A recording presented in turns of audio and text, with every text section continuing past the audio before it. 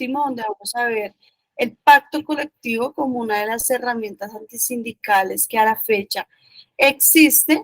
El día de ayer se cerró el módulo 6. Muchos de ustedes no han terminado el módulo 6, así que hoy les hacemos la invitación para que dentro de los dos cursos realmente nos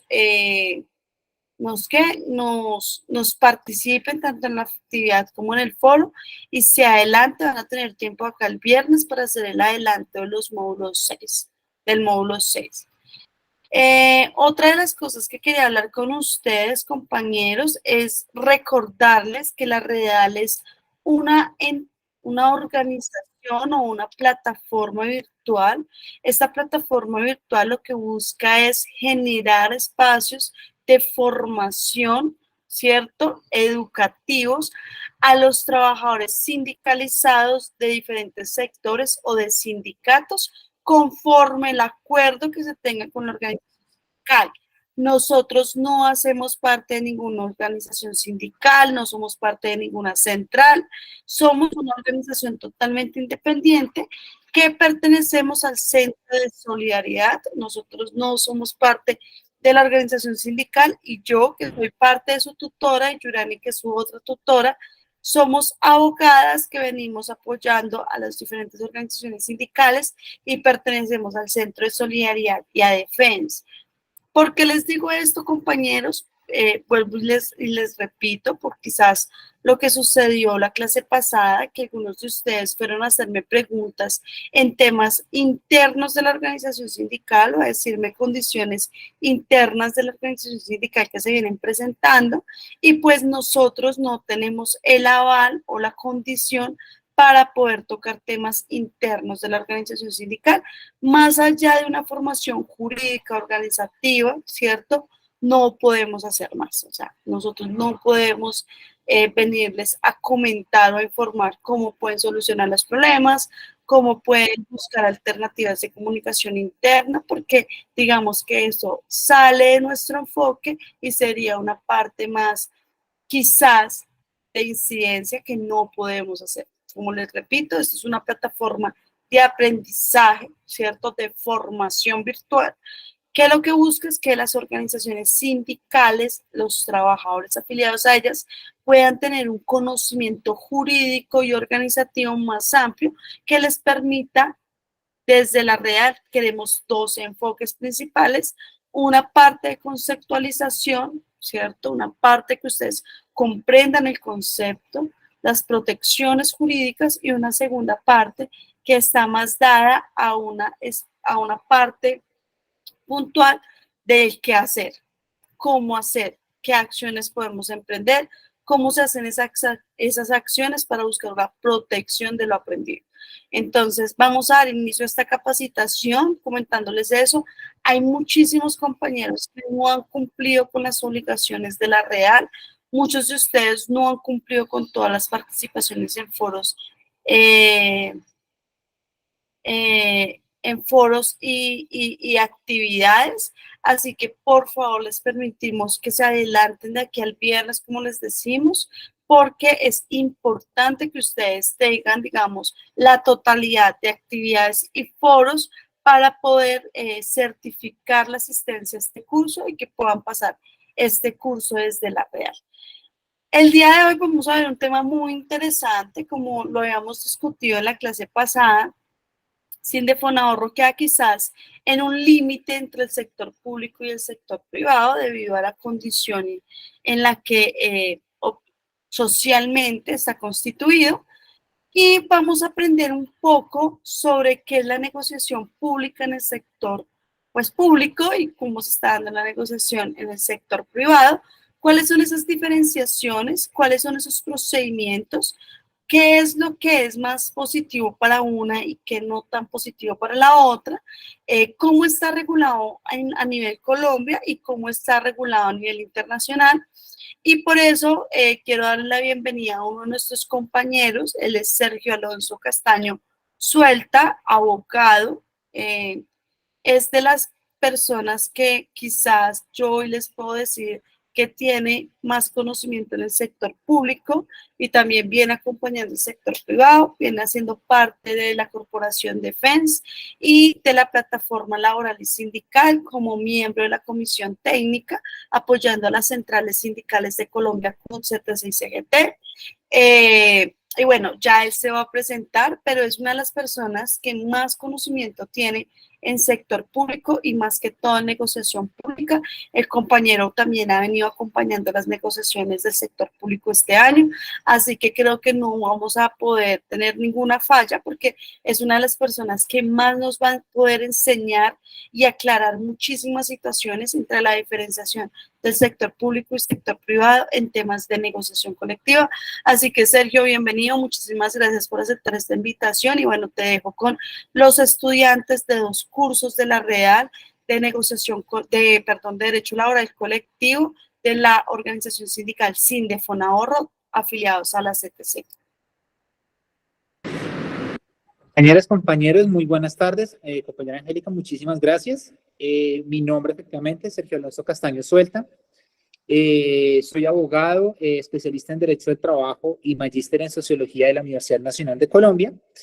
Efectivamente vengo siguiendo desde hace mucho tiempo lo que es la negociación colectiva en el sector público y digamos que en cierta medida pues la experiencia en este tipo de negociaciones pues ya también le da a uno aspectos mucho más pragmáticos que pueden superar los aspectos meramente teóricos, que es lo que suele ocurrir muchas veces con las simples tesis de investigación. Entonces, digamos que ya hay también un paneo muy interesante sobre lo que se puede, lo que ofrece este tipo de negociación a las entidades públicas. Un momento, vamos a, no vayan a colgarme. Y acá vamos a poner esto. Listo. Ahora sí, vamos a compartir pantalla.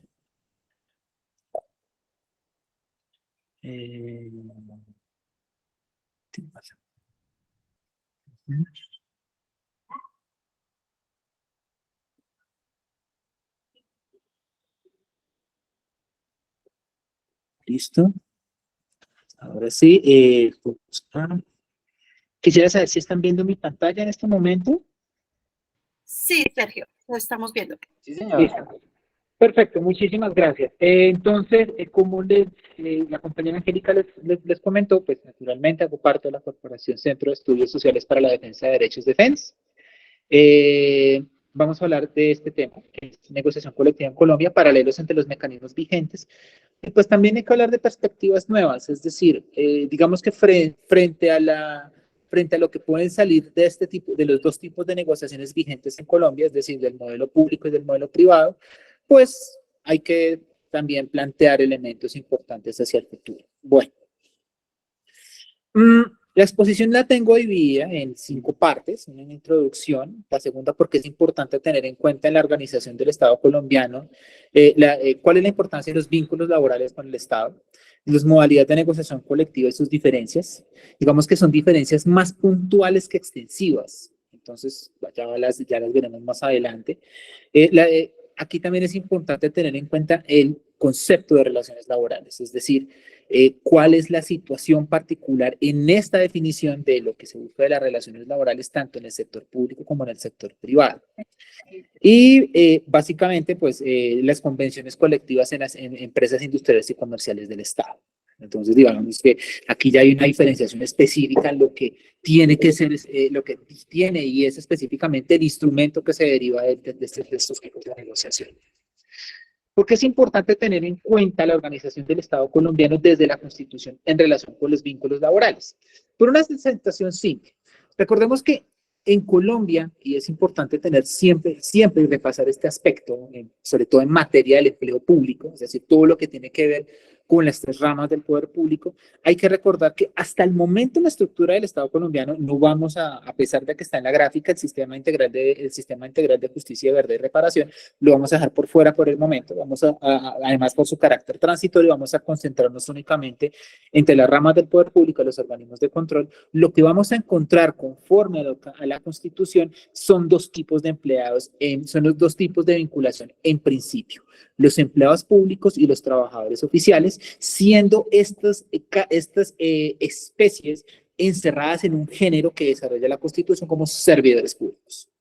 Esto es una situación importante a la hora de determinar el alcance propio que tiene la negociación colectiva dentro del Estado colombiano. Entonces, en esa medida, esta situación particular es lo que va generalmente a determinarnos cómo es que va a actuar un régimen jurídico en uno y otro.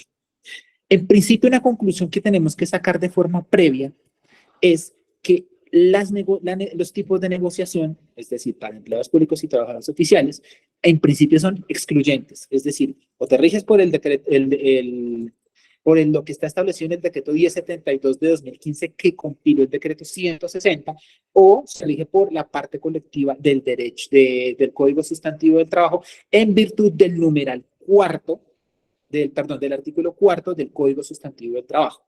Entonces, digamos que ahí es donde se ven claramente cuáles son las especificidades en este aspecto.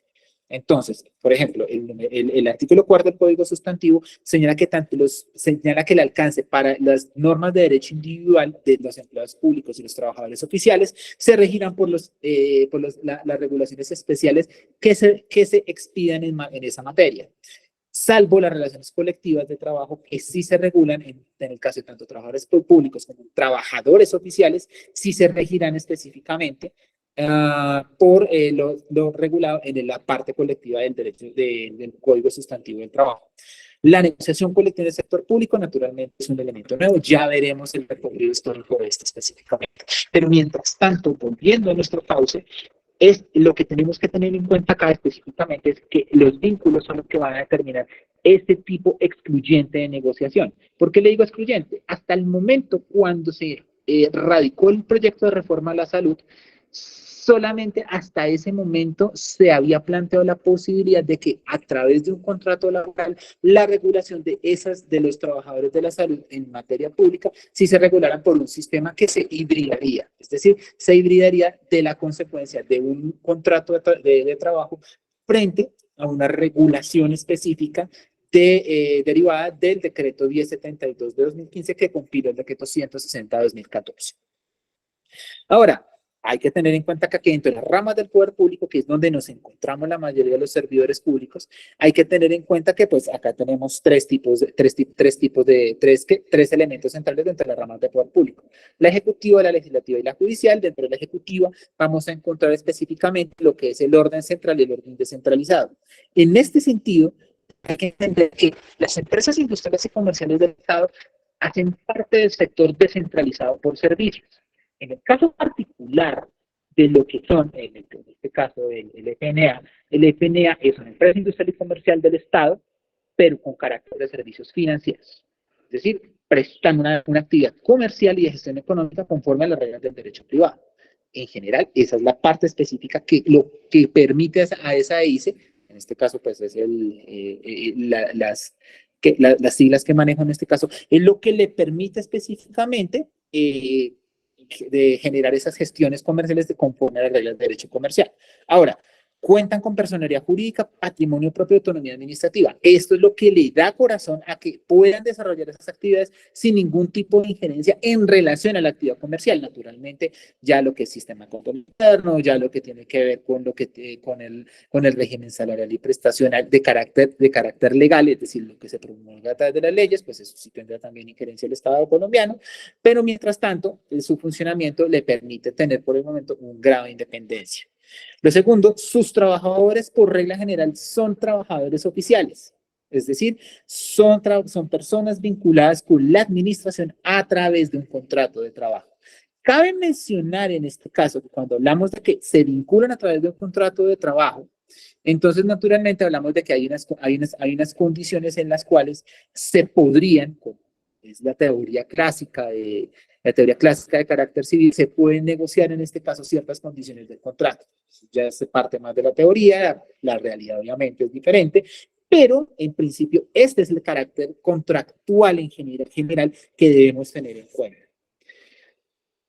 En relación a los servidores públicos, es decir, a ese género grande que ya habíamos hablado desde el comienzo, el artículo 123 señala esta división específica, es decir, empleados públicos y trabajadores oficiales. Dentro de los empleados públicos, naturalmente, los empleados públicos serán específicamente, pues, de cinco clases, los de libre nombramiento y remoción, perdón, carrera, libre nombramiento y remoción, lo que son los empleados públicos de periodo, lo que son los empleados públicos que son elegidos mediante voto popular, y por último, los provisionales. Entonces, y los trabajadores de plantas temporales, entonces hablamos de 6. Entonces, en este caso, hablamos de estas seis tipos de empleados públicos y los trabajadores oficiales por el momento, que son aquellos vinculados mediante contrato de trabajo. Naturalmente, la evolución de su presencia en el Estado se remonta desde la Ley Cuarta de 1913 y generalmente se ha recogido que sus actividades inicialmente, antes de que naciera la expansión de este tipo de términos con la Ley 489 del 98, entonces, en este sentido, los trabajadores oficiales vienen siendo aquellos que tiene una relación laboral y que tienen entre sus funciones el sostenimiento de las obras públicas. En este caso, pues, efectivamente, data de esta organización del Estado, este tipo de trabajo, data el origen del surgimiento de los trabajadores oficiales. También se hace referencia en la Constitución a los funcionarios.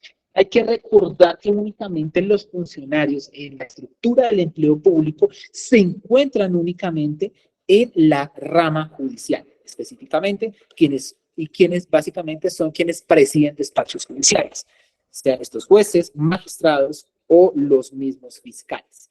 Ellos son los que pueden ser llamados estrictamente funcionarios, porque su ausencia dentro de la célula judicial, pues naturalmente hace que esta no pueda prestar su servicio. De ahí que solamente a través de ellos pueda funcionar la administración de justicia. El resto serán siempre servidores públicos, sean estos empleados públicos o trabajadores oficiales. Eso es básicamente la noción específica. ¿Cuál es la importancia de esta noción? La noción viene precisamente en el empleo público, es que los empleados desarrollan funciones y tareas y responsabilidades de acuerdo con unas competencias que han sido verificadas para llevarlo a cabo. Es decir, por esa razón existe una verificación de requisitos, existe una verificación también de la idoneidad propia y de las competencias para desempeñar ese empleo. Entonces, efectivamente, los organismos y las entidades, ¿dónde los fijan? A través de los reglamentos internos de trabajo. Perdón, a través de los manuales de funciones. En los reglamentos internos de trabajo, ¿qué sucede? Son condiciones que modifican los propios contratos de trabajo. Es decir, en principio, las entidades no tienen fijados los requisitos contractuales que se requieren para ser un trabajador oficial. Estos vienen dados dentro del contrato de trabajo. O esa situación que también hace una diferenciación absoluta entre lo que es uno y otro. Entonces acá podemos ver que quienes prestan sus servicios en las empresas industriales y comerciales del Estado y en las sociedades de economía mixta cuya participación sea superior al 90% por parte del Estado, tendrán en este caso el tratamiento de las empresas industriales y comerciales del Estado y se regirán en este caso con las disposiciones del Código Sustantivo, salvo los clasifiquen como empleados públicos, pero tener en cuenta que las empresas industriales y comerciales del Estado, las reglamentaciones de derecho individual van a ser las que van a primar. En la sociedad de economía mixta sí va a regir el Código Sustantivo. Entonces, digamos que son aspectos muy minuciosos sobre cuál es el alcance, en este caso, de lo que es el empleo público y el alcance entre trabajadores oficiales de las empresas industriales y comerciales del Estado y las sociedades de economía mixta. Ahora, inicialmente, los trabajadores oficiales estaban encasillados en que cumplen funciones estrictamente de construcción y sostenimiento de obras públicas. Naturalmente, con la Ley 489 del 98 y la expansión del sector servicios, esta noción también cambia respecto al alcance de lo que es las empresas industriales y comerciales del Estado, por ejemplo, están anticoleras, está el FNA que tiene un régimen particular respecto a ser una empresa industrial y comercial del Estado que presta servicios financieros de carácter especial. Y por otro lado, pues hay otro tipo de trabajadores oficiales que están vinculados, conforme a la ley 142 del 94, a las empresas prestadoras de servicios públicos domiciliarios. Ahora, En principio, también están los que prestan servicios generales en las empresas sociales del Estado. Y por último, su vinculación está regida a través de un contrato de trabajo, como les he reiterado en varias oportunidades, pero la reglamentación de esta está en la ley sexta del 45 y en el título 30 del decreto 1083 de 2015, el decreto único reglamentario del sector función pública. Entonces, digamos que estas características son muy particulares, es decir, precisamente se separan los trabajadores oficiales de los trabajadores privados, teniendo en cuenta que cuando existía el decreto 2127 del 45, digamos que fue una antesala al Código Sustantivo del Trabajo que se expidió en 1950, teniendo en cuenta que incluso el Código Sustantivo del Trabajo ha tenido interpretaciones que han hecho más favorable su interpretación y aplicación, pero adicionalmente perviven de esa reglamentación de los trabajadores oficiales, figuras que pues ya deberían estarse regulando y recogiendo en otras figuras más favorables, como por ejemplo el plazo pacto presuntivo en los contratos a término indefinido, por ejemplo. Son cosas que perviven dentro de este decreto. Ahora, ¿qué va a pasar con las modalidades de negociación colectiva? Nosotros hemos visto específicamente que hay dos tipos de alcance, un alcance nacional y un alcance internacional. Respecto al derecho de asociación, podremos ver específicamente cuáles son las características respecto de lo que espera el convenio 87, que sea el derecho de asociación, y cómo lo hemos puesto en la estructura de la Constitución. Entonces, en este sentido, pues hablamos específicamente de que hay una relativa compatibilización entre lo que es la nacional, la parte internacional, pero particularmente, por el momento, el convenio 87 no estaban contemplados los empleados públicos, es decir, lo que van a llamar ellos trabajadores de la administración pública, eso van a ser hasta 1978, pero ya vamos a ver esa parte. Entonces acá vemos específicamente ciertos elementos en donde lo internacional y lo nacional tienen un cierto grado de compatibilización respecto a la norma internacional. Ahora, en el carácter internacional también pasó lo mismo con lo que es la negociación y la huelga.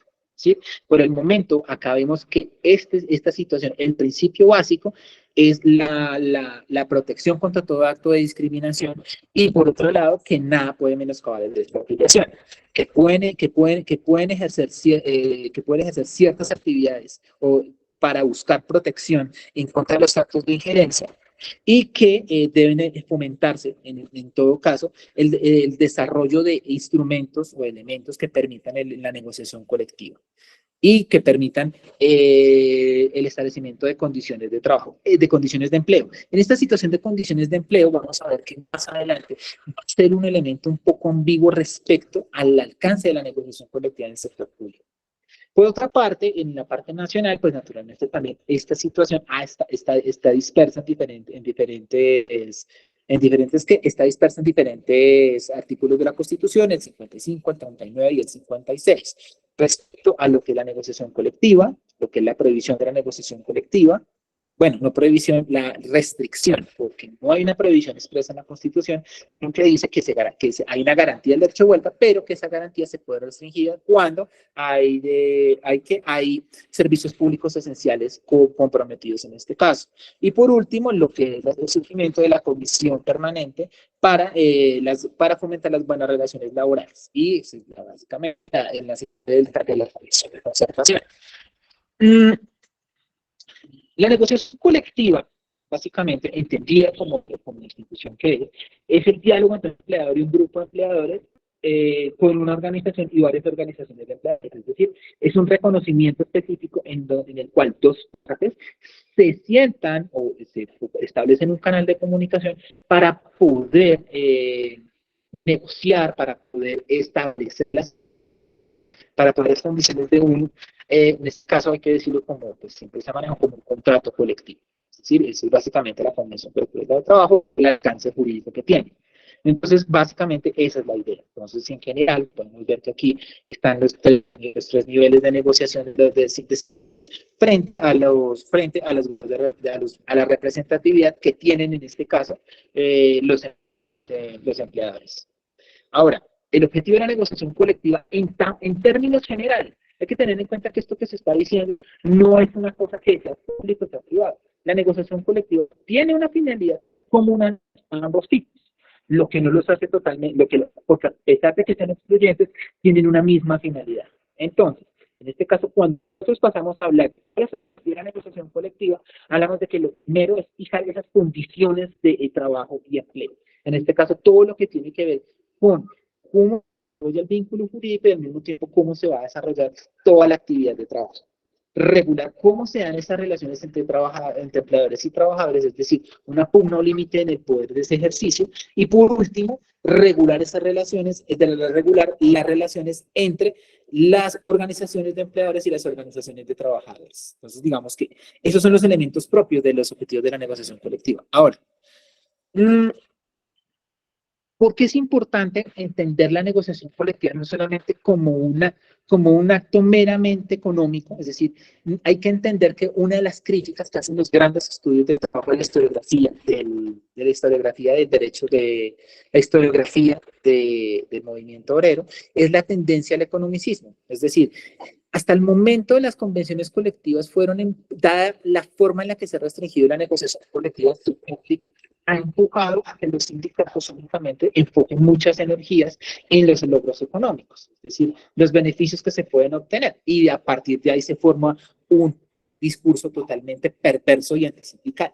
Pero en términos generales, la idea es que siempre la negociación colectiva propenda por elementos totalmente estructurales sobre lo que son esos derechos sociales, económicos y culturales. Es decir, por esa razón se pelean recreaciones, por esa razón se pelean aspectos médicos, por esa razón se pelean incluso elementos particulares más allá del dinero, por ejemplo, lo que es el salario emocional últimamente, que es lo que ha estado muy en boga dentro de las empresas, pero esta es la idea, trascender de ese elemento. Entonces, digamos que las reivindicaciones han ido cambiando y los sindicatos en la medida en que muchos aspectos económicos suelen ser objetos de grandes debates. Ahora, la misma idea sucede con lo que son las acciones colectivas para la construcción de esos consensos, para poder sumar esos intereses individuales y proteger intereses en común. Entonces, digamos que en ese sentido, desarrollan aspectos que están ligados al proceso de trabajo porque también es una forma de limitar el poder del empleador a la hora de administrar los tiempos y movimientos. No importa si la labor que se ejerce es de fuerza física, siguen siendo tiempos y movimientos, porque igual las entidades públicas siguen moviéndose eso a través de los mapas de proceso. Entonces, digamos que esos son elementos que no son tan ajenos, a pesar de que sea un trabajo abstracto, es decir, derivada específicamente del que, en este caso, el sector público desarrolla tanto hacia el trabajador oficial como el empleado público. Entonces, esa es la importancia que tiene y que se liga precisamente a que esos elementos la sociedad no solamente ahí, sino que también esto guía el particular. Ahora, ¿por qué es importante entender esta conclusión en la cual yo le señalé que era totalmente excluyente el aspecto de la negociación pública de la negociación privada? En este caso, quiero hacer una precisión particular. Cuando yo hablo de negociación pública, voy a hablar siempre de lo que es la negociación colectiva de los empleados públicos. Cuando habla de la negociación privada, es aquella derivada de los trabajadores que tienen contrato de trabajo. Indistintamente me voy a tener que referir específicamente a trabajadores oficiales acá. ¿Por qué razón? Porque la ley se los autoriza. Entonces, digamos que por esa razón. Cuando hablamos en este caso de negociación del sector público, realmente vamos a hablar de estos empleados. En este sentido, los conflictos sociales tienen dos aspectos particulares, y esto viene derivado de las enseñanzas del profesor Marcel Silva, en donde nos explicaba muchas veces que la tesis de la dictadura es donde específicamente se hallan todos los tipos de parámetros unificados para la sociedad, excluyendo cualquier tipo de diferencia. Entonces, en ambos casos se señalaba que pueden haber dos tipos de dictadura. Sin embargo, la tesis del conflicto es la que permite y pervive la posibilidad de que se puedan ventilar las contradicciones entre grupos sociales y que la construcción del interés general es la suma de todos los intereses particulares, porque el interés general es un discurso bastante ambiguo en donde se tiene que indagar sobre cuáles son los intereses individuales, la suma de intereses que constituye esa contradicción, ese interés general. En esa medida, siempre vamos a hablar de que el gran conflicto siempre está sometido en la negociación colectiva al problema del capital del trabajo. No entendido necesariamente, como yo les estaba explicando, algo estrictamente económico, sino particularmente a algo que está dirigido en relación a todo lo que involucra esa relación capital-trabajo. Este es el punto específico de los conflictos sociales. Ahora, en ese tipo de conflictos sociales vamos a encontrar dos tipos de conflictos. El primero es el conflicto económico, es decir, toda negociación colectiva, en principio, y todo en el sector privado, va a hablar de conflictos que buscan crear, modificar o extinguir derechos. En ese sentido, entonces hablamos de que esto es autocompositivo, porque ¿quién está en este conflicto? Los empleadores y sus organizaciones junto con los trabajadores y su organización sindical. Entonces, en este sentido, vamos a hablar de que esta autocomposición, es decir, las partes buscando una solución, hablan de que existe una convención colectiva culminado el proceso de negociación o un lado arbitral si se requiere que hacer un pues, en donde no hubo acuerdo entre las partes. Ahora, ¿dónde vienen los otros aspectos? Los otros aspectos están prevenidos de lo que son los conflictos jurídicos. Es decir, cuando hablamos de que existe la norma, entonces en esa norma buscamos que se aplique, se inaplique o se interprete esa norma. Esta situación se da de una forma compositiva, es decir, acudimos a un tercero que está bajo la jurisdicción de trabajo, mediante la cual el juez del trabajo expide una providencia judicial que aplica o inaplica la interpretación de esas normas. Entonces, digamos que esta es básicamente una diferenciación específica en donde vamos a ver más adelante, porque pues ya es parte del desarrollo, existe esa diferenciación entre lo que es el conflicto laboral y lo que es la negociación colectiva en el sector público. ¿Por qué lo voy a diferenciar así? Precisamente porque una diferencia muy grande es cómo se inicia la negociación. Recordemos que en el sector privado el pliego de peticiones es lo que inicia el conflicto colectivo.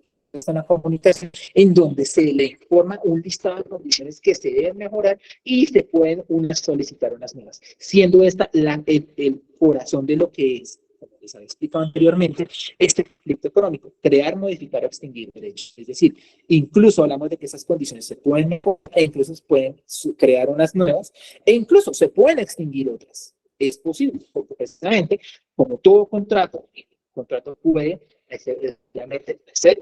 ser mejorar o modificar o extinguir derechos. Básicamente, así es así en donde este proceso de negociación comienza. Podemos hacer que esta convención colectiva se extienda a una tercera parte de trabajadores que son sindicalizados, cuando cubre a la tercera parte de los trabajadores sindicalizados y se puede extender a todos los trabajadores de la empresa. ¿Cuáles son los requisitos de la aprobación del pliego? Estos no van a diferir mucho en el sector público, bueno, en la negociación colectiva de empleados públicos, cuando lo están haciendo. ¿Por qué razón? Porque también se aprueba, muchas veces se dan dentro de las creaciones de las asambleas de los sindicatos, pero en general la Asamblea General de Sindicatos que la aprueba. En ese sentido, tiene que tener una serie de mayorías establecidas para esto. Y por otra parte, debe un cumplimiento, un acta de fe de que se dio cumplimiento de los requisitos legales. Y por último, ya una vez aprobado y limpio este pliego de peticiones, se le presentará el empleador. Ahora, ¿qué es lo que va a suceder acá?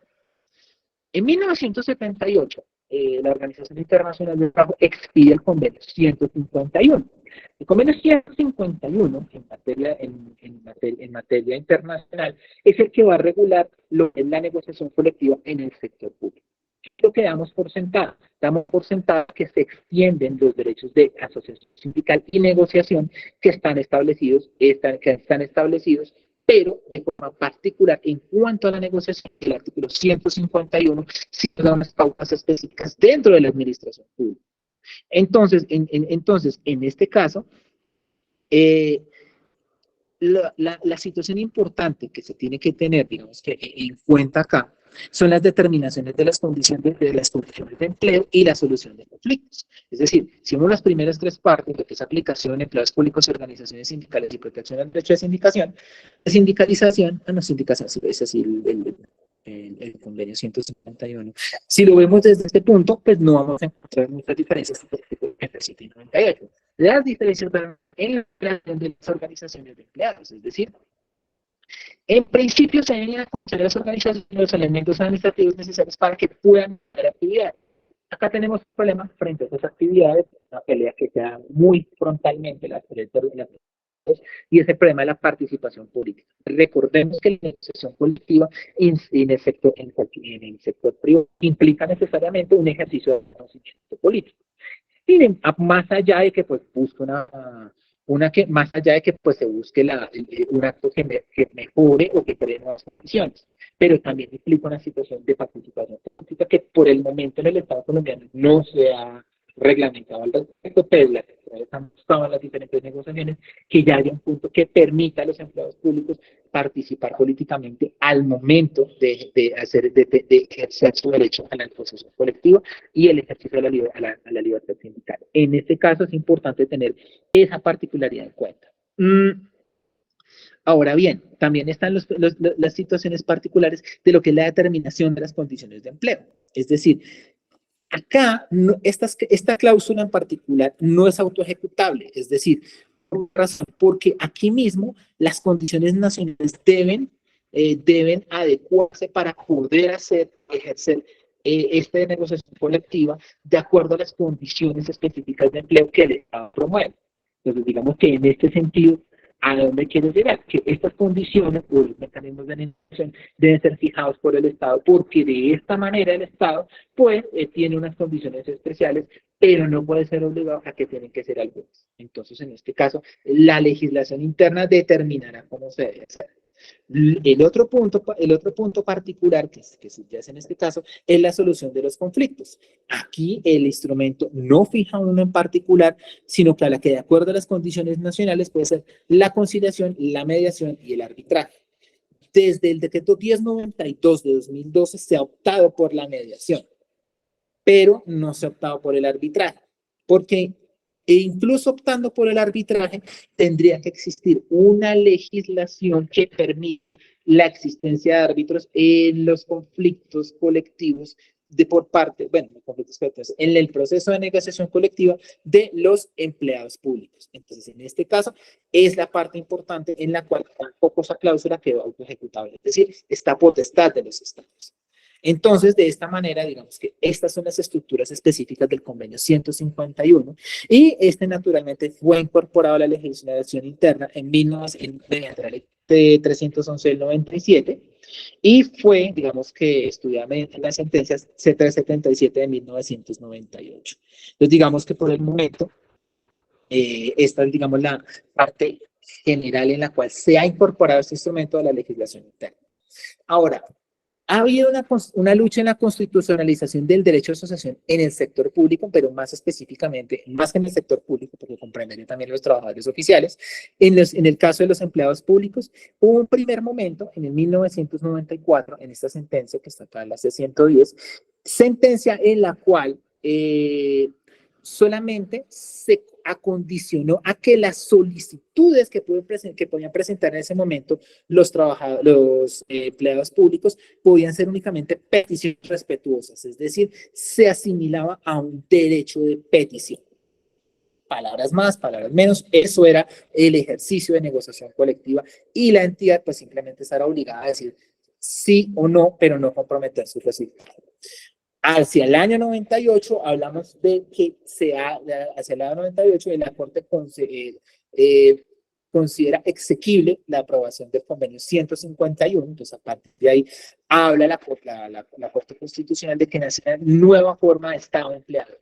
Es decir, nosotros estamos acostumbrados a una cara del tripartismo, Estado, empleadores y los trabajadores. Ya vamos a obviar los espacios de organización. En este sentido, el Estado tiene una doble condición. Es decir, acá hay una forma de tripartismo, pero que no es tan tripartismo porque básicamente hablamos de la misma persona ejerciendo dos roles. Y es el Estado empleador, es decir, el Estado que tiene a su cargo la aplicación de las normas de derecho laboral, sea público y privado, según sea el caso, de acuerdo a la naturaleza de la entidad. Y en este caso, pues, este sería el Estado empleador, pues, que administra esas relaciones, pero también tiene el Estado regulador de las mismas. Es decir, el Estado cuando toma las potestades ejecutivas, y en este caso el presidente dicta aquellas reglamentaciones específicas frente a aspectos frente a aspectos ya sea de salarios, condiciones de prestación del servicio, aspectos de pandemia. y adicionalmente, pues, hace ese tipo de regulación. Entonces, como podemos ver, el Estado en este caso juega en dos bandas muy complejas. Situación que, por ejemplo, en el caso de la negociación privada, son aspectos totalmente diferenciados, donde hablamos de un Estado regulador y donde hablamos que la aplicación de las mismas es un elemento en donde se suelen enfrentar los trabajadores y sus organizaciones con los empleadores y sus organizaciones. Digamos que ahí ya hay una diferencia también marcada en la esencia misma de la negociación colectiva en el sector público. Por otra parte, la sentencia C401 hablaba específicamente cuál era el rango de las convenciones y las recomendaciones. Entonces, en este caso, pues hablaba específicamente de cómo se tenían que entender, en un dicho pasado, estas regulaciones en la materia del sector público. Pero digamos que la sentencia que abre la revisión de la sentencia C110, perdón, de C110 en este caso, es precisamente el problema que había nacido acá antes de la aprobación del convenio 151 y el escenario posterior a la sentencia C110 que se da luego de la aprobación de este convenio.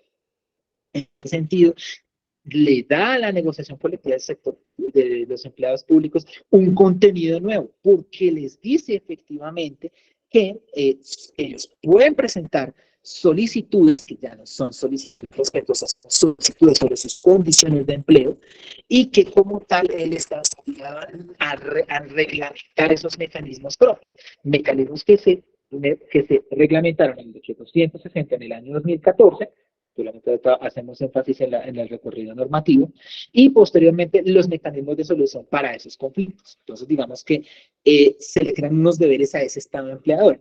¿Dónde qué es lo particular de la sentencia C1234? Cuando llega a la parte de exigibilidad y cumplimiento de los acuerdos colectivos. Y la Corte literalmente, pueden verificarlo en la sentencia, dice, no tenemos palabras más, palabras menos, parafrasear, para hablar dos palabras menos, dice, no tenemos idea de cómo hacer exigibles esos acuerdos. Porque eso ya sería la posibilidad incluso del 151. Porque el 151 da por hecho de que lo que parte de la negociación colectiva es una situación que obliga a las partes precisamente por esa condición de contrato colectivo. Pero acá no ocurrió en ese sentido. Ahora, en esa trayectoria de negociación colectiva podemos ver estos estadios, donde está el estadio constitucional, los dos convenios, pero posteriormente que nos interesa es el 151. Como en el 2009 se saca la primera reglamentación en el decreto 535-2009 bajo el gobierno de Uribe Vélez, un año antes de que finalizara. En el 2012 se expide una nueva reglamentación de negociación colectiva, en el cual pues salieron los acuerdos del año 2000 que se suscribieron en el año 2014. En el 2014, fruto de esa primera negociación, sale el decreto 160 y posteriormente fue compilado en el decreto 1072, decreto único reglamentario del sector trabajo, y que recientemente ha tenido una reforma con el decreto 1631. Ya veremos cuáles son las mejoras específicas de ese decreto respecto al ejercicio de la negociación colectiva de los empleados públicos. Ahora, el procedimiento de negociación colectiva de empleados públicos. Aquí vamos a estar yendo adelante, atrás, vamos a estar examinando específicamente esta diferencia de este procedimiento. En primer lugar, la negociación colectiva tiene un campo de acción en relación a los beneficiarios de esta negociación. Entonces, los empleados públicos de los altos niveles jerárquicos, es decir, todo lo que tiene que ver con el nivel decisorio o asesor de en el nivel decisorio o el nivel, ahora se nos olvidó, el nivel, ¿qué? El ejecutivo no existe. El nivel de la gerencia, por decirlo así, ellos no tienen en este caso derecho a los beneficios de los acuerdos colectivos. Los trabajadores poco tienen derecho, tienen una exclusión directa. Nivel directivo. Gracias, ese nivel directivo. Ellos no tienen derecho en este caso a beneficiarse de esto. Y los trabajadores oficiales, como ya tienen una negociación colectiva regulada en el artículo 4, por disposición del artículo 4 en el Código Sustantivo, tampoco son beneficiarios de este tipo de negociación en el sector público. Digamos que ya hay una diferenciación totalmente legal en este caso que ya lo separa más allá de los aspectos técnicos que nos estoy señalando. Bueno, también están los de elección popular y los procesos militares. Esas son situaciones que se han digamos que puestos sobre la base, sobre todo los de las fuerzas militares. Ahora, la negociación colectiva también parte de elementos y de reglamentos específicas en el comportamiento del Estado y también en relación a lo que se puede hacer dentro de la negociación. Entonces, acá hay una parte formalizada en relación a decir que debe existir dentro de la negociación una la competencia constitucional y legal en seguridad pública. Es la razón por la cual en ciertos aspectos de la negociación colectiva en el sector público, entidades que, por ejemplo, pueden estar por fuera, entidades pueden estar por fuera, digo yo, y quiero remitirme aquí a este ejemplo, en general el equipo negociador del Estado colombiano está compuesto por un agente de presidencia, el Departamento Administrativo de la Función Pública, el Ministerio del Trabajo y el Ministerio de Hacienda. Entonces, obviamente hay más, pero en principio estos son los cuatro que son esenciales en las negociaciones colectivas de carácter general entre el gobierno y las entidades. Porque básicamente, si los negociadores, en virtud de este respeto a la competencia constitucional y legal, no se pueden tomar decisiones que atañen la competencia de entidades públicas o que son autónomas, en este caso, ya estos legales autónomas, que en este caso deberían hacer parte, pero no. Un ejemplo clásico ha sido, por ejemplo, la lucha respecto a los aspectos que han conllevado a que, por ejemplo, se hagan unas reglamentaciones o unos cambios en relación con la evaluación de desempeño. ¿Cuál es el problema? La Comisión Nacional del Servicio Civil, conforme al artículo 130 de la Constitución, es un organismo constitucional y, por lo tanto, independiente. No tiene control de nadie. ¿Qué es lo que ha surgido? Que cuando se le invita a negociar a la Comisión Nacional de Servicio Civil, ellos efectivamente escuchan por el respeto que tienen dentro del mecanismo, pero ellos consideran que es totalmente inconveniente, se levantan y se van porque no hay forma de obligarlos. Cosa diferente cuando estamos hablando específicamente de una negociación de carácter particular. Pero ¿qué es lo que ha sucedido? Que ha habido momentos de la negociación en donde es que si estas situaciones comprometen el presupuesto o la organización de la entidad, entonces necesariamente se someterá el punto a las consideraciones de el Ministerio de Hacienda, se compromete recursos, o de la organización, entonces será el Departamento Administrativo de la Función Pública. Luego, si ellos dicen que no lo va inconveniente, la entidad no los va a eso debe ser más allá de que el concepto sea vinculante o no. Entonces, digamos que pueden ser puntos que se pierden precisamente porque hay un respeto específico a esa competencia. Y eso puede ser empíricamente verificado. Ahora, respecto al presupuesto público y a la provisión, a las reglas de mediano y largo plazo en materia presupuestal, otra lucha que sería muy compleja precisamente porque este aspecto de la sostenibilidad fiscal, pues es la situación particular en donde las entidades públicas no pueden hacer acuerdos que comprometan más a las competencias. Esta parte ya la había mencionado, respecto a la competencia. Y por otra parte, un aspecto que ha sido muy controvertido, que es una sola mesa de negociación y un solo acuerdo colectivo.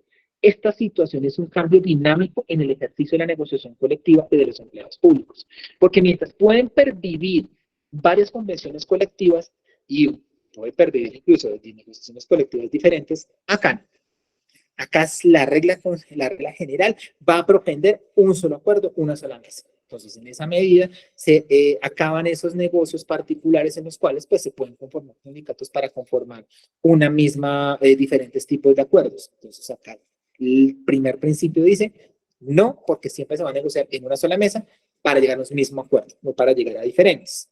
Ahora, respecto a la representación y conformación de la comisión negociadora, la situación aquí va a estar dada es por el número de sindicatos al interior de las entidades públicas. Luego, si hay entidades públicas con un solo sindicato, por ejemplo, caso en el Sindicato de Trabajadores del Ministerio de Educación Nacional, donde solamente hay una organización, pues ellos mismos determinan cuál debe ser el grado de representación de ellos mismos dentro de esa negociación. Ahora, cuando hablamos específicamente de que existen más sindicatos, lo cierto es que deben repartirse ese tipo de representación. ¿Y cómo se representan en este caso? De acuerdo a una situación objetiva en la cual el número de afiliados que tengan derecho y pago de su cuota sindical, pues son efectivamente los que van a determinar cuántos negociadores son por cada sindicato.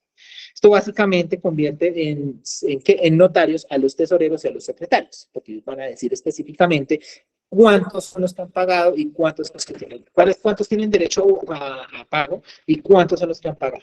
Entonces, básicamente, esto es lo que va a determinar el grado de representación y conformación de la comisión negociadora. Por otra parte, obviamente señala que tiene que haber un plazo de una razonabilidad en relación a esa comisión que se conforma. Pero, pues, obviamente, respecto al ámbito de negociación. Eso es lo que lo va a determinar. Entonces, si la negociación es general, pues naturalmente tenemos que entender que parte de las tres centrales han surgido otras centrales misteriosas, pero naturalmente la idea aquí es respetar ese grado de representación que tiene cada uno. En el año 2021, el Consejo de Estado emitió un concepto en el cual pues, yo considero que es un poco invasivo respecto a la autonomía de las organizaciones sindicales. ¿Por qué razón? Porque también añadió nuevas reglas de negociación, o nuevas reglas en el desarrollo de la negociación colectiva. Entonces, por ejemplo, como existió un pequeño, ¿cómo le podríamos llamar? Un pequeño escollo en el año 2017 respecto a la negociación colectiva, con el surgimiento de esas nuevas centrales misteriosas que les comenté, hablaron de que debe siempre integrarse un único pliego de solicitudes. Esto entra a la guerra a los sindicatos con esos sindicatos nuevos, por ejemplo, y les va a generar que no pueden ni formular los pliegos separadamente ni iniciar trámites de fe paralelo. Es decir, la idea siempre va a ser generar obligatoriamente un mismo pliego de solicitudes, de peticiones, y que esta concertación no puede durar infinitamente. Tiene que haber la negociación y para ello el Consejo de Estado le da unas herramientas particulares al Ministerio del Trabajo respecto a cómo conformar en este caso la comisión, obviamente luego, como les expliqué, luego el pago de la cuota y que es obligación y que únicamente es del Estado verificar que eso se haya llevado a cabo. Es decir, no pueden emitir otro juicio, decir cómo se tiene que conformar, no, porque precisamente en respeto a la autonomía de las organizaciones sindicales, nadie más puede, digamos, tener injerencia en esas decisiones. Ahora, ¿qué pasa si no tenemos el pliego, pero tenemos los negociadores listos? Bueno, no tenemos el pliego unificado, es diferente. El pliego de solicitudes debe en todo caso radicarse. ¿Qué pasa si tenemos el pliego radicado, pero digamos no tenemos los negociadores listos? Entonces, lo que dice aquí es, como ustedes están agarrados por los negociadores y la conformación, puede empezar la negociación con quienes hayan acreditado el derecho de pago y el pago efectivo. Punto. Esto naturalmente representa una situación también totalmente invasiva de las organizaciones sindicales de empleados públicos, porque en este sentido se puede comenzar una negociación sin una organización sindical y que podrá participar en esa negociación posteriormente en el estado en que se encuentre. No va a haber un estado de retroactividad para fijarnos en cómo está esa negociación colectiva. Entonces, digamos que ¿cuándo va a intervenir el gobierno nacional? Cuando haya demostrado que todos los buenos oficios para poder lograr el inicio de la negociación se han llevado a cabo. De lo contrario, no va a ser posible. Entonces, digamos que en este sentido es una forma que redefine las reglas de negociación, pero al mismo tiempo invade la órbita de ciertos grados de autonomía y determina también cuál es la forma del desarrollo y ejercicio del derecho de negociación. Entonces, digamos que este concepto es muy importante en este caso. Ahora, los requisitos para que los sindicatos estén en negociación colectiva es que si hay pluralidades, pues deben desarrollar actividades de coordinación para concurrir a la unidad de pliego, como ya hemos venido diciendo, y también para integrar las comisiones negociadoras. Por otra parte, los negociadores deben ser elegidos en la asamblea estatutaria. Entonces, lo que se ha recomendado también es que tienen que nombrar suplentes porque la norma calla al respecto, pero en el órbita de la autonomía pueden nombrar suplentes en caso de que alguno falte. El pliego también debe adoptarse en asamblea y presentarse. Y acá hay un plazo de presentación. Es decir, recuerden que los acuerdos colectivos tienen una vigencia específica de 2 años por el momento. Entonces, agotados al momento de ya agotarse esos 2 años, lo que exige la norma es que antes de que finalice el 28 de febrero, pues para mí tiene que acabarse, bueno, hasta el 28 de febrero, quiero ser entonces más exacto, hasta el 28 de febrero las organizaciones sindicales deben presentar pliegos de solicitudes. Vencido ese término, continúan los acuerdos que estén ejecutándose en ese caso y que implique la no regresividad en este caso, es decir, no se pueden desmejorar los aspectos de los pliegos de solicitudes que hayan sido, bueno, perdón, los aspectos de los acuerdos de solicitudes que hayan sido aprobados previamente. Ahora, entonces, las situaciones de ese escrito, uno debe ir por copia al ministerio. No, si no se remite al empleador, pues a la entidad, perdón, a la entidad pública, va a dar por terminado ese plazo y va a decir que no se radica. Entonces, mientras se le radica a la entidad, debe ir con copia al Ministerio del Trabajo, pero nunca debe ir solo al ministerio, debe ir directamente al empleador en todo caso, en este caso a la entidad empleadora. Las reglas de negociación de carácter reglamentario, valga la redundancia, porque están en el decreto 160, pues estas que están establecidas en el 1083 de 2000, en el 1072 de 2015. Entonces, nos hablan específicamente de que pues, hay que iniciar y adelantar la negociación conforme al trámite establecido. Hay una autonomía para determinar los números de negociadores, ya lo hemos hablado anteriormente, que eso es una potestad de las entidades públicas.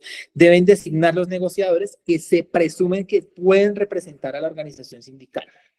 Entonces, digamos que es importante que los negociadores en ambos bandos tengan específicamente reconocida esa condición.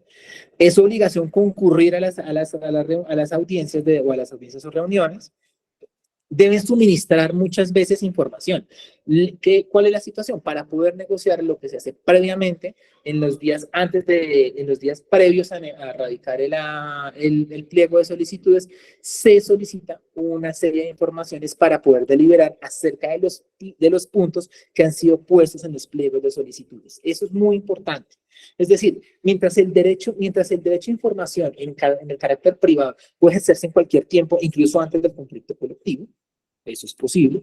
Acá debe hacerse previamente y se recomienda, porque pues, no hay una obligación legal específica, se recomienda que sea previamente a que se termine el tiempo establecido para radicar el pliego de solicitudes. Ahora, tienen que otorgarse las garantías de negociación. Acá hay una falencia muy particular que hubo hasta el año antepasado, el año antepasado, en el 2021, que se expidió una nueva reglamentación respecto a los permisos, pero anteriormente los negociadores tenían que negociar los permisos sindicales porque no existía la norma que los regulara. Actualmente ya existe. Y por último, pues permitir el derecho a asesoría, es decir, las organizaciones sindicales y las organizaciones de empleadores pueden llevar a su equipo de asesoría en este caso. Ahora, aquí básicamente se ratificaron muchos aspectos de los aspectos anteriores, pero este concepto que les vengo señalando del año 2021 ratifica la autonomía. Los procedimientos deben promover la negociación colectiva, es decir, los procedimientos no pueden hacer nulo el ejercicio del derecho, es decir, es que esto no lo vamos a hablar porque esto ya está dado. Lo otro, no puede obstaculizarse por inexistencia de las normas del proceso de negociación colectiva, es decir, el decreto 1072 ya es lo suficientemente claro y en posición del Consejo de Estado, la negociación deberá adelantarse con las reglas que se tengan vigentes, no importa qué suceda. Pero no, entonces, usted lo puede pecar acá. Señor, ¿quién habla? ¿Alguien iba a preguntar algo? Doña Janet tiene el micrófono abierto. ¿Va a preguntar? Disculpe. ¿Quién? No, Ivy, dale, sigue. ¿Quién tiene el micrófono abierto? Sergio, apagué tu micrófono sin querer, préndelo, por favor.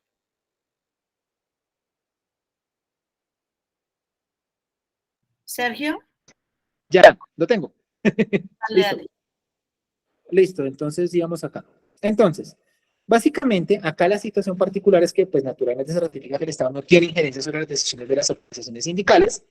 No obstante, tampoco tiene la competencia para establecer las unidades de pliego. Esa es una tarea directa de las organizaciones sindicales, lo cual naturalmente hace desgastante el proceso porque en la medida en que existen más número de organizaciones sindicales dentro de las entidades públicas, va a generar el problema de los choques de intereses. Entonces, digamos que ahí ya sería un conflicto sobre otro conflicto, por decirlo así. Pero pues ya veremos que el conflicto colectivo acá no existe. No existe conflicto colectivo por una razón simple. Acá el procedimiento de negociación, al ser estrictamente arreglado, quita la posibilidad de que haya un conflicto colectivo iniciado autónomamente por los sindicatos de las entidades públicas, sino porque la ley ya demanda que de acuerdo al tiempo en el que está vigente ese acuerdo colectivo, lo único que hace es refrendarse los aspectos particulares en virtud de la no regresividad. Pero perfectamente podría no existir el acuerdo y simplemente seguirse ejecutando lo que está dentro de los acuerdos previamente aprobados. Entonces, la situación particular es que ahí es donde está el asunto. Ahora, digamos que es la razón por la cual no existe ese conflicto colectivo, no tiene el carácter de confrontación con la administración, porque precisamente cuando se funda la negociación colectiva en el sector público sobre la base que hay respeto sobre los aspectos constitucionales, el Estado implícitamente señala de que no reconoce cosas que estén por de esas competencias y por lo tanto no hay discusión ni conflicto alrededor de ellas. Cuando la esencia propia del conflicto colectivo en el sector privado es esencialmente diferente y es precisamente lograr la confrontación para poder obtener unos ciertos beneficios. Esa es básicamente la situación particular en la cual nos existe, por razón por la cual no podemos hablar de que dentro del desarrollo de la negociación colectiva haya, por ejemplo, pues yo le llamo como está en el decreto 351 del 65, la protección en caso de conflictos colectivos. Acá no es fuero circunstancial porque precisamente es una instancia reglada y no afecta a todos los trabajadores, como ya veremos, sino simplemente es un acuerdo colectivo que va a tener simplemente una extensión a todos los demás empleados públicos, porque acá tampoco existen los elementos como el beneficio extraconvencional, el beneficio convencional. No existen. Siempre, ¿Señor?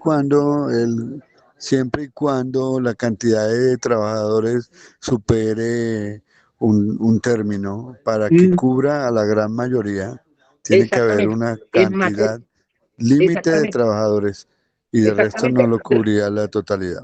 Respecto a la convención colectiva, la pelea dura que se ha dado las tres centrales es que precisamente en personas no sindicalizadas de empleados públicos son perfectamente beneficiarios de los acuerdos colectivos.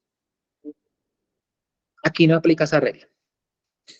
Esa regla se entiende, como bien el compañero lo acaba de anunciar, dentro de la aplicación de la convención colectiva, pero no dentro del acuerdo colectivo. El acuerdo colectivo cobija a todos. ¿Qué es lo que han peleado las centrales? Venga, estos acuerdos colectivos pues deberían beneficiar a las personas sindicalizadas, no a las no sindicalizadas. La defensa natural de las entidades públicas y el gobierno, ¿cuál es? El decreto ley 1042 de 78 me dice que los descuentos deben ser autorizados por la ley. Pero como no hay ley que regule sobre ese tema, pues yo tengo que hacerlo extensivo a todos. Por lo tanto, pues lo aplico directamente a todos. Porque precisamente la idea es beneficiar. Y eso regularmente ha puesto en un entredicho precisamente lo que son los logros y los beneficios de sindicalizarse frente pues a la extensión automática de ese acuerdo colectivo. Eso es lo que ha sucedido. Digamos que esa regla tiene ya directamente un choque con la parte privada. Entonces digamos que ese es uno de los grandes diferencias también en donde uno puede ver específicamente estas situaciones en donde no pugna con cuál sería para el empleado público no sindicalizado, cuál sería el beneficio de sindicalizarse, si igual le va a aplicar. Digamos que la situación, cómo ha respondido el movimiento sindical, digamos que las negociaciones colectivas a nivel particular, hablan específicamente de generar recursos o de generar, digamos, beneficios para los sindicalizados frente a los no sindicalizados. Esto ha generado resistencias, porque las entidades naturalmente reconocen que hay un valor para debilitar a los sindicatos si ellos dicen, no, es que también tiene que ser para todos. La evidencia empírica, pues, que vamos a decir, presenciar esas negociaciones colectivas, me ha mostrado específicamente esa situación particular, que los sindicatos de empleados públicos a nivel de la negociación particular buscan son beneficios internos para de alguna manera, estimular la afiliación en este caso. Por ejemplo, ¿cómo? Mediante los aspectos educativos, por ejemplo, las solicitudes referidas a la extensión educativa, todas estas partes, lo que han hecho es moverse por ese lado. Por último, no es posible adelantar negociaciones de manera separada o paralela, es decir, como yo les he venido diciendo, no se pueden adelantar negociaciones por fuera del acuerdo colectivo vigente. Esas es básicamente las reglas que ratificó el Consejo de Estado en este caso. Ahora, aquí la negociación colectiva de empleados públicos tiene dos niveles, un nivel general que es el que regularmente siempre atendemos los empleados públicos cuando están en el nivel nacional. Recordemos que no hace mucho acabamos de salir de la negociación colectiva del año 2023 que regirá hasta el 2025. Y por último, hay un nivel de negociación individual que es el que va a regir dentro de cada entidad pública, sea dentro de las alcaldías, dentro de las unidades administrativas especiales, donde no aplican en el sector descentralizado por servicios, porque precisamente ya acabamos de ver que hay una exclusión directa de ese tipo de negociaciones, de ese tipo de beneficiarios, en este caso los trabajadores oficiales. Esta es una negociación muy particular. La Constitución y de acuerdo al la nueva normatividad de derecho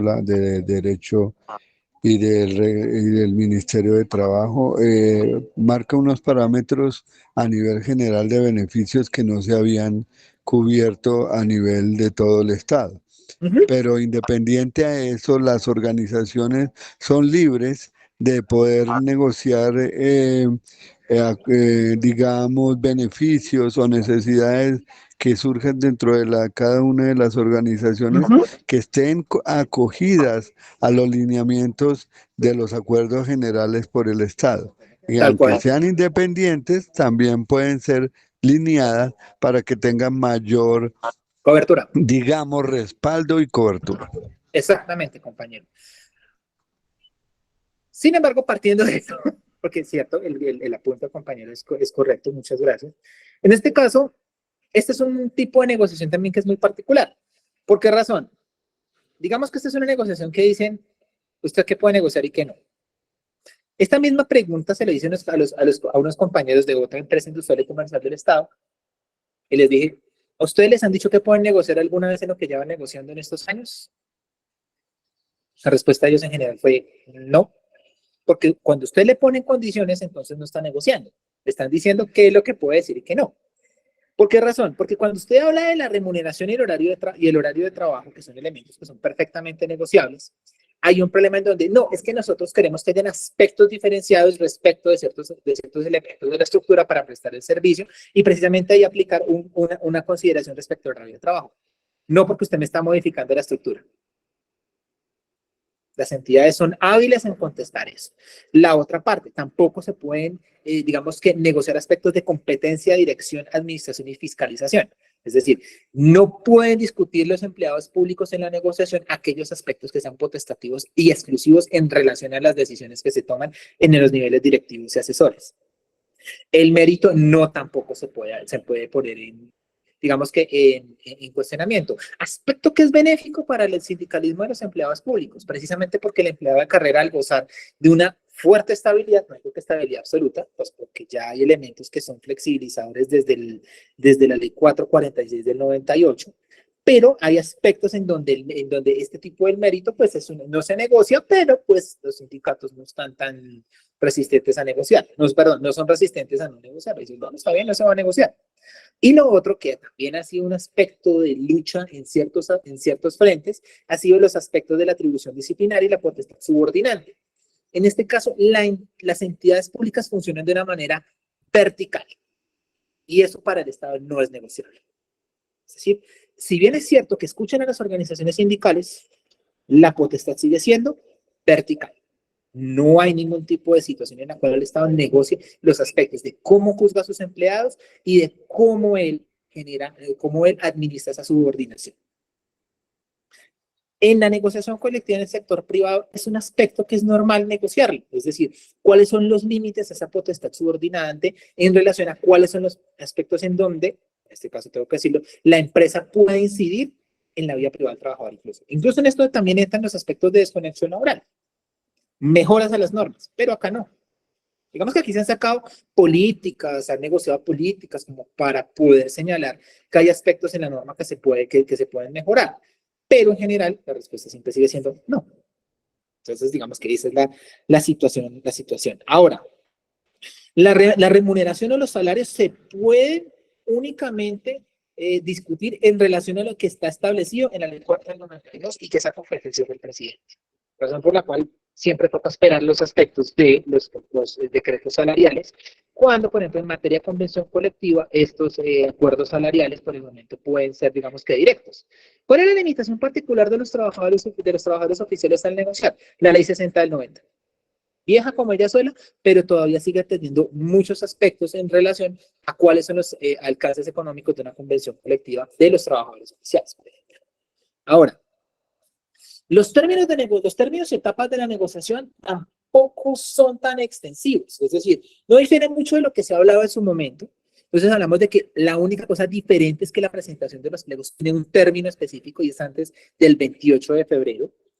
En los 2 días siguientes se designan esos negociadores conforme al derecho de pago y el pago efectivo de la cuota sindical, 2 días después del límite. Se instala la mesa de negociación. Es importante que se instale la mesa y se deje el acta instalada. De lo contrario, entonces van a señalar que todavía no corren términos para empezar a negociar. Muchas veces, también cuando hay aspectos, digamos que no resolubles, y pueden instalar la mesa, pero pues dejarla instalada y suspender el inicio de la negociación. La negociación debe tener una duración de 20 días hábiles y se puede prorrogar por otros 20 de común acuerdo.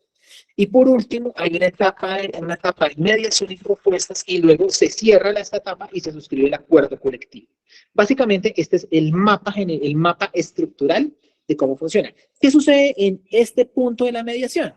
En el punto de la mediación vamos a hablar de que esta mediación implica necesariamente que un tercero, que puede ser nombrado por común acuerdo de los días siguientes por las partes, o vencido el término por el Ministerio del Trabajo, escuchará a las partes en los 5 días siguientes para saber cuáles son sus problemas en los puntos que no hayan alcanzado acuerdos, a coordinar esas reuniones. Él propone unas fórmulas por escrito, las partes las estudian dentro de los 3 días hábiles siguientes y pueden acoger o no las fórmulas.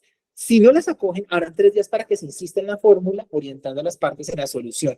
Pero, sin embargo, el mismo decreto 1072 dice que si finalizado esto siguen persistiendo las diferencias, no importa qué suceda, se emitirán los actos administrativos e igual se cerrará la etapa de negociación. Es decir, la administración, como les dije ahorita, no negocia absolutamente nada en su potestad. Siempre va a ser cerrada de forma vertical. Ahora, sobre las actas de contenido, hay un tipo de actas, las de instalación, los acuerdos parciales, las actas de finalización de la primera etapa de prórroga y donde acuerdan hacer la prórroga, donde se acude a la mediación y donde se hace la audiencia en las audiencias de mediación, tal cual como lo acabamos de ver en el esquema. Las partes que contiene el acta, naturalmente, no distan mucho de las que se hacen en el sector privado. Por último, los términos del acuerdo colectivo. El acuerdo colectivo debe estar vigente por el tiempo que acuerden las partes. Anteriormente era de 2 años.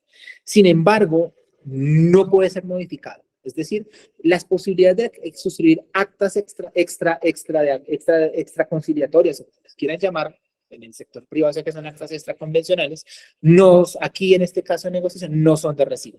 No se pueden modificar los acuerdos de forma unilateral y hay un plazo para depositar estos acuerdos colectivos. No pueden formularse o recibirse nuevas solicitudes de negociación. Es una sola mesa, una sola negociación, o hay nuevos acuerdos colectivos. El Estado garantiza la garantía de progresividad y no regresividad, es decir, siempre y en todo momento lo que está reconocido en los actos previos de negociación va a seguir rigiendo y teniendo sus efectos. Y digamos que también, por otro lado, los actos digamos que del acuerdo colectivo se entiende su cumplimiento una vez se emiten actos administrativos en aquellos casos que se requieren la ejecución de actividades por parte de la administración. Muchas veces lo que se ha tomado también como estrategia por parte de las entidades, de los sindicatos de los empleados públicos, es elevar a acto administrativo el acuerdo colectivo. De manera que se puede hablar de un mecanismo de obligatoriedad. ¿Por qué razón lo pongo acá? Lo pongo acá porque hay un problema con la exigibilidad de los acuerdos colectivos, ya me voy a referir a él. Hay unas garantías de negociación. Estas garantías de negociación son aquellas, son aquellas que están derivadas del fuero sindical y del permiso sindical. Entonces, en este caso, las entidades públicas deben resolver los permisos sindicales de acuerdo a una solicitud previa. Entonces, en este caso, estos permisos están dados recientemente en el día 72 y básicamente se les dice que hay permisos para las asambleas sindicales y la negociación colectiva que tienen un término también para solicitarse. Esta situación, digamos que mientras se deriva de la ley en muchos casos, al momento del pliego de peticiones del sector privado, acá no, acá hay términos específicos para solicitar esos permisos. Por otra parte, hay unos términos para los directivos sindicales, también para concurrir a la negociación colectiva. Acá es más corto el término, dice 3 previos días a la fecha. Hay casos excepcionales, dice que mínimo con un día de anticipación al inicio de la fecha que requieren. Y por último, la participación de los que son empleados públicos sindicalizados en las asambleas ordinarias, pues tienen también que informar sobre los 5 días de anticipación a la realización de esa asamblea. Entonces, digamos que aquí todo absolutamente es reglado. Entonces, digamos que mientras las cosas están organizadas y dentro de la convención colectiva, en este caso, estos tipos de permisos regularmente pertenecen a las cláusulas obligacionales, acá se ha reglamentado, es decir, se le ha otorgado, pero sigue siendo un aspecto totalmente no discrecional de las organizaciones sindicales. La única forma es, bueno, no. La única situación que prevalece aquí es la situación de necesidad de la administración de garantizar la prestación del servicio. Esa es básicamente la condición particular en este caso. Ahora, ya les había relacionado con que si había conflictos laborales en el sector, bueno, no en el sector público, sino conflictos laborales cuando hay una negociación colectiva de empleados públicos. La respuesta es no, precisamente porque mientras la negociación colectiva ha alterado un poco la relación laboral de carácter administrativo. Es cierto que en toda esta parte, si bien hay un reconocimiento, hay un impacto del alcance de la negociación colectiva, los acuerdos colectivos no modifican la estructura administrativa y muchas veces las convenciones colectivas sí modifican muchos aspectos de cómo funciona la empresa. Tiene un impacto. Tiene una situación de obligación, tiene una situación en donde, donde se crean obligaciones más allá del proceso de trabajo para poder prestar la operación en la empresa. Esa es una idea, pero acá no ocurre. Entonces, digamos que las controversias son limitadas reglamentariamente. Hay una exclusión de las organizaciones sindicales de las instancias de esos que controlan esos aspectos y, por lo tanto, no tiene una situación que conlleva un conflicto colectivo en este caso. Ahora, los instrumentos derivados de la negociación colectiva. Sabemos que la convención colectiva es un contrato bilateral que contiene obligaciones y derechos. En el acuerdo colectivo es un documento en el que se expresan los acuerdos o desacuerdos. Se regulan condiciones estacionales y relaciones de trabajo y condiciones de desarrollo del contrato de trabajo. Acá solamente se regulan condiciones de trabajo, es decir, aspectos operativos de la relación laboral, pero no más allá de eso. ¿Por qué? Porque el reglamento contiene ese ejercicio particular y como tal, si están atribuidos a potestades de las entidades del Estado, no va a ser el campo de negociación. Entonces, en este sentido, pues el resultado, ya sea la convención colectiva derivada, llevar a una convención colectiva o hablar. Las instancias de negociación son reglas. Por lo tanto, por mucho lo que ocurre es la garantía de nombrar un mediador. Tiene mecanismos legales, la convención colectiva es exigible es exigible legalmente. En los artículos 475 y 476 hay una forma de hacer cumplir judicialmente la negociación colectiva. Acá ha habido el problema de que desde el momento en que se creó este mecanismo para los empleados públicos, no hay forma de hacerlo exigible. Hasta el momento se han aventurado a hacerlo a través de acciones de cumplimiento, pero ha estado atado a la estrategia de las entidades públicas, de los sindicatos de las entidades públicas a elevar acto administrativo el mismo acuerdo colectivo. Pero por sí mismo el acuerdo colectivo no tiene ningún tipo de obligatoriedad absoluta. Hay mecanismos de denuncia Y acá lo único que existe es una obligación de dar cumplimiento entre los 20 días siguientes para que se expiden los actos administrativos necesarios para hacer efectivo el acto, los aspectos que se acordaron en el acuerdo colectivo. Entonces acá hay unas grandes diferencias en los instrumentos que se derivan. ¿Qué pasa con las relaciones laborales? Hay que tener en cuenta que las relaciones laborales han sufrido un cambio abrupto desde el año 1998, porque con la ley 489 del 98, el Estado sale de ese estado, sale de ese estado totalmente, digamos que derivado de la Constitución del 86, donde simplemente presta servicios, y aquí ya hablamos a una provisión de servicios, y hay una incidencia en el servicio público. Entonces, como tal, se cambia esa organización del Estado, pero la negociación colectiva entra a tener un nuevo componente en esas relaciones. ¿En qué sentido? Acá, las relaciones laborales y las relaciones industriales son más apegadas al tipo de trabajo que hacen los trabajadores oficiales. Es decir, que las relaciones laborales son aquellos aspectos en donde internamente empleados y trabajadores ponen en juego todo ese tipo de cosas, desde el punto de vista legal, desde el punto de vista de legitimación del poder, las costumbres del trabajo, para, digamos, esa regulación particular. En las relaciones industriales es el marco general que da el Estado colombiano para poder negociar. Perdón, no para poder negociar, para poder regular estas relaciones laborales. Pero muchos aspectos, por ejemplo, de las costumbres de algunas empresas pueden modificar esas relaciones industriales. ¿Qué pasa en el sector público? En el sector público hay una relación estatutaria. Es decir, aquí los aspectos legales estrictamente ya están dados por la negociación. Perdón, ya están dados por la ley. Entonces, en esa medida, ese aspecto subordinante no se va a negociar. Ahora, ese aspecto también implica que debe complejizarse más sobre qué es lo que hacen los empleados públicos en las entidades públicas, valga la redundancia. ¿Cuál es el nivel particular de que ese intercambio unilateral de obligaciones y funciones, pues, naturalmente implique entender exactamente qué hacen los empleados públicos? Ahora, estos procesos también se extienden a los niveles espaciales, es decir, en el territorio y la nación, y también en los órganos centrales y descentralizados. Pero entonces esos aspectos particulares que me quiero hacer énfasis, pues siempre van a organizarse a partir de esos procesos de trabajo. Eso es mucho más en relación a los empleados públicos. Y así lo podemos ver en este tipo de verticalidad del Estado al momento de determinar cómo actúa la normativa y el Estado sobre los empleados públicos. Entonces son muchos los componentes en donde muy fácilmente el Estado pues puede no negociar perfectamente, y precisamente es lo que hace prevalecer la condición de no negociar aspectos derivados de la autoridad y capacidad de las entidades públicas sobre cada empleado público. ¿Cuáles son los nuevos alcances de la negociación colectiva en el sector público? Hay caracteres restrictivos, es decir, el concepto de las condiciones de trabajo siguen siendo un concepto abstracto.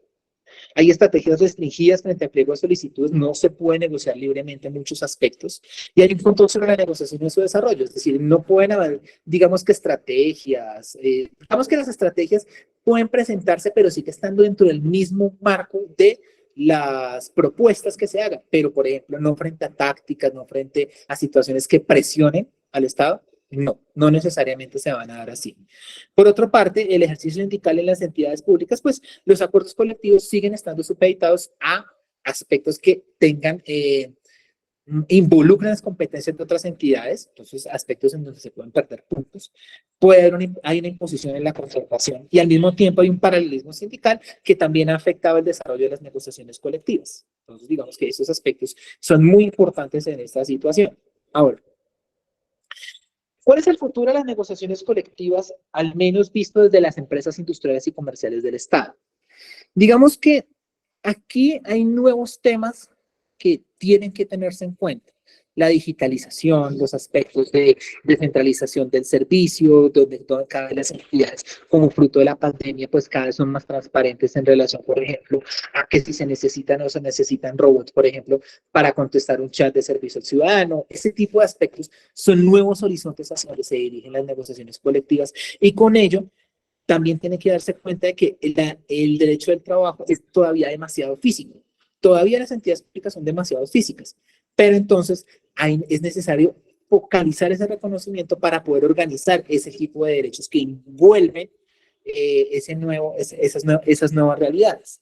Ahora, han surgido nuevas formas de trabajo. Entonces, en este caso, como les venía diciendo, hay nuevas tecnologías que han surgido y es importante tenerlas en cuenta.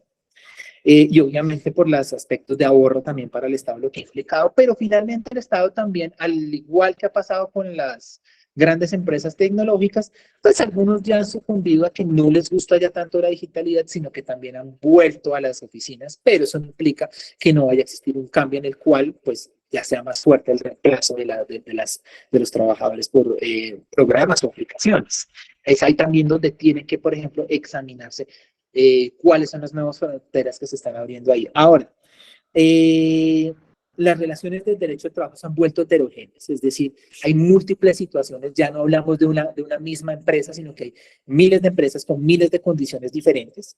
Hay una actualización del lenguaje laboral y jurídico y hay también donde deben aplicarse esos derechos que rescaten la centralidad del trabajo y rescaten la laboralización de las actividades, no que prevalezcan los aspectos de la prestación del servicio a través de otro tipo de, ya sea aplicaciones, o que se estructuren el empleo público para que otro tipo de contratistas, otro tipo de nuevos empleos los reemplacen en este caso. Ahora, también hay nuevas formas de principios fundamentales del derecho transnacionales del trabajo.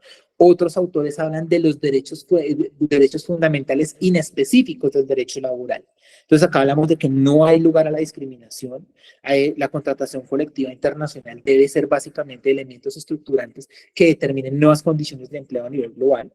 Una migración laboral controlada, cambios en la administración del trabajo, es decir, la posibilidad de poder controvertir ese poder subordinante que tienen las entidades públicas. Tiene que haber nuevas formas de contratación laboral. Tiene que haber un control a la flexibilización de los derechos laborales. Tiene que haber un derecho a la salud e integridad física. Este tema se ha vuelto central en todas las relaciones laborales públicas o privadas. Y hay una protección transnacional contra actos arbitrarios como los despidos colectivos, todos los problemas derivados de la sustitución patronal y todos los problemas que también se deriven de la insolvencia de las empresas, es decir, de esa voluntad que existe en las entidades públicas, de esa voluntad que existe en algunas empresas de insolventarse para poder crear. Entonces, digamos que desconociendo derechos de trabajadores. Entonces, digamos que esas son fronteras que se abren, en este caso, en el derecho del trabajo. Entonces, ya siendo estos últimos 20 minutos, los dejamos abiertos para preguntas, cualquiera que sea la situación. Y muchísimas gracias por la atención prestada. Muchas gracias, Sergio. Bueno, compañeros, digamos que lo que se buscaba con esta clase era que ustedes, conforme lo que se vio dentro del módulo y la clase, pudieran sacar, digamos, esas conclusiones y esas diferenciaciones tan marcadas tanto en sector público como en sector privado. Muchas gracias, Sergio, por su apoyo y vamos a dar, tenemos 3 manitos levantados en este momento. Franklin Bonilla. Buenas tardes, don Franklin, cuéntenos.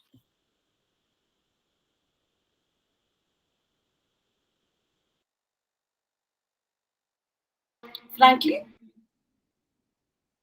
Hola, hola. Bueno, vamos con Julián Fonseca, que también tenía la mano levantada. Julián, ¿nos escucha? Perdón, me levantó la mano. Discúlpame. Ah, ok. Dianita, dinos. Bueno, primero agradecer al doctor Sergio, magnífica exposición, realmente muy profunda y ilustrativa.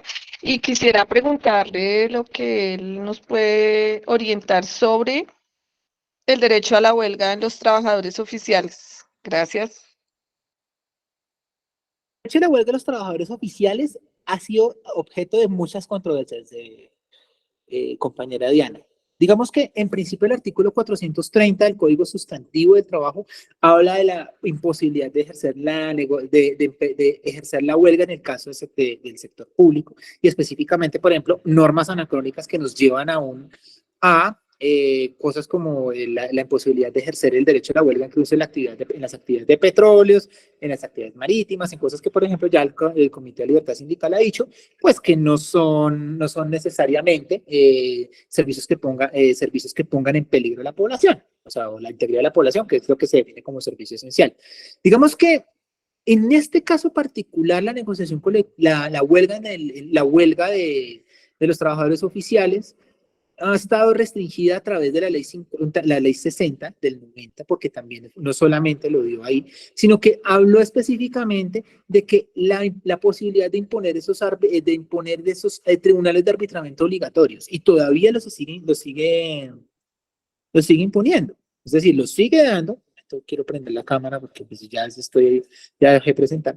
Entonces yo creo que, a mí me parece que sí es posible hacerlo en los términos de la normativa internacional, salvo en las limitaciones que haya hecho el Comité de Libertad Sindical. Sin embargo, la posición de la Corte Suprema recientemente, incluso también a través de las sentencias de Clara Dueñas, que hoy he escuchado que ya están en peligro de empezarlas a recoger la Corte, sí garantizarían esos aspectos de ese ejercicio, porque precisamente la norma internacional y la forma en la que se ha interpretado por parte del Comité de Libertad Sindical, pues efectivamente promueve la idea de que si no existe la posibilidad de que se ponga en riesgo la población por ser ¿cómo se llama esto? Por ser un servicio público esencial y que ponga en peligro a la población, a mí me parece personalmente que sí es posible ejercerla en este caso. Naturalmente, la situación ha estado más dada por parte de los bufetes de los abogados patronalistas, diciendo que lo que se debe cumplir es la norma específicamente, y también de la misma manera se ha hablado de que existen restricciones dadas desde 1990 que pues convocan a los tribunales de arbitramiento de carácter obligatorio. Esto habla mucho de que, por ejemplo, no hay una gran falencia en lo que debe ser el servicio esencial y lo que es el servicio público, como lo ha definido la jurisprudencia, bueno, en este caso los pronunciamientos del Comité de Libertad Sindical.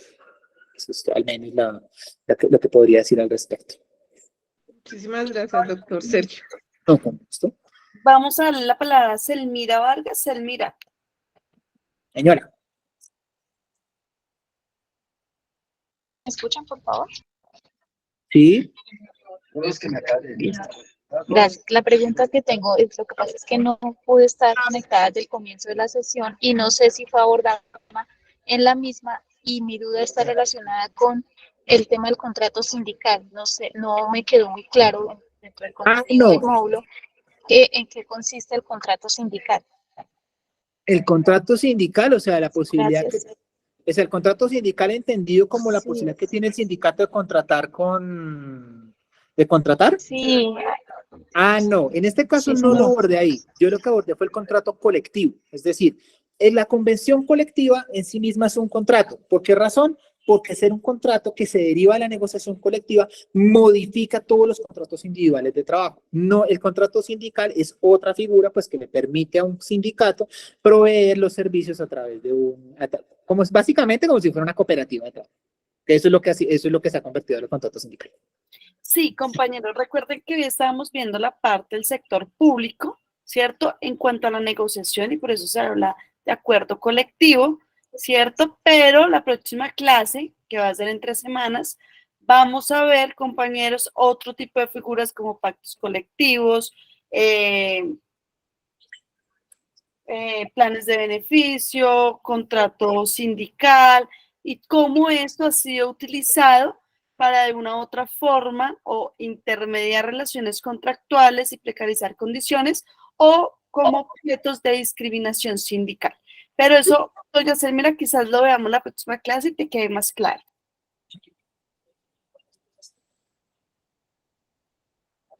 Bueno, no hay más preguntas. Sergio, muchísimas gracias. Diana, pues daríamos por terminada nuestra segunda clase. Muchas gracias a todos los compañeros por conectarse. Muchas gracias a Sergio y esperamos la próxima clase. O yo haría la clase o tendríamos un nuevo invitado para que vayamos viendo las diferentes posturas que tenemos en el movimiento sindical respecto a las condiciones que se dan en materia de libertad sindical. Muchas gracias a todos y feliz tarde. Gracias. Angélica, muchas gracias, doctor Sergio, Muchas gracias. muchas gracias, Sí, doctora gracias. Angélica. Y sí, pues quedamos atentos a las inquietudes de los compañeros, que nos las pueden transmitir en el grupo, o pues, las que tengan que ver con el curso y las que tengan que ver con el sindicato, con mucho gusto a sindicato@fna.gov.co. Y muchísimas gracias por su asistencia y muchas gracias nuevamente a la Real y a quienes hoy nos han apoyado en esta actividad. Muchas gracias. Compañeros, una última cosita. La tercera clase será el 16 de agosto del 2023. Les estaremos informando la hora de la clase, dependiendo si nos dan el permiso para que ustedes puedan conectarse desde la oficina o no. Vamos a informarles, pero quiero que les quede claro el 16 de agosto del 2023. Gracias. Muchas gracias a todos y a todas. Gracias. Hasta luego, compañeros. Hasta luego. Hasta luego. Muchas gracias. Hasta luego. Muchas gracias.